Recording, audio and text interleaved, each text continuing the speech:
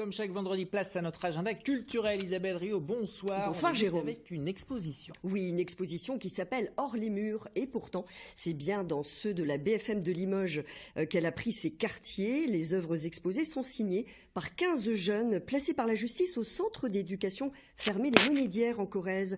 1 an d'atelier en art plastique et le résultat est bluffant, comme l'ont constaté Marine Guigné et Frédéric Borde. Hors les murs, c'est le titre d'une exposition singulière. Les œuvres présentées ici ont été réalisées par des mineurs confiés au centre d'accueil fermé des Monédières. L'épilogue d'un atelier d'art-thérapie pendant 1 an qui a rassemblé 15 jeunes, une expérience pour Karim. C'est la couleur sur ce que je dessine. Quand ça a de la couleur, j'aime bien. C'est très dur. Il faut beaucoup d'attention, de concentration. Et surtout, ça met du temps un peu. Quand on n'en fait pas souvent aussi, faut de la concentration aussi. C'est ça qu'il faut.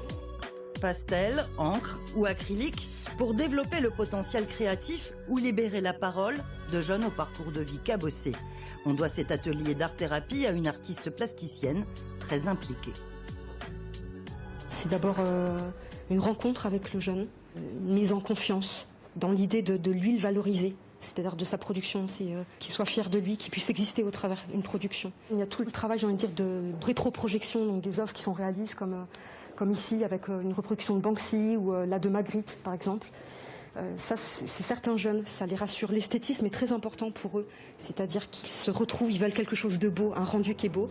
Hors les murs a une double vocation. Ça leur permet de pouvoir s'exprimer, mais aussi pouvoir avoir une image positive de ce qu'ils peuvent produire.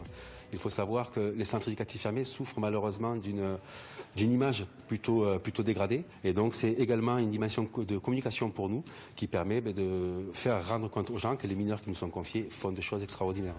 Comme oser marcher sur les traces de Banksy, Magritte ou Kessaring. Et c'est jusqu'au 27 février. Il s'en passe des choses hors les murs, Nicolas Fay. Bonsoir.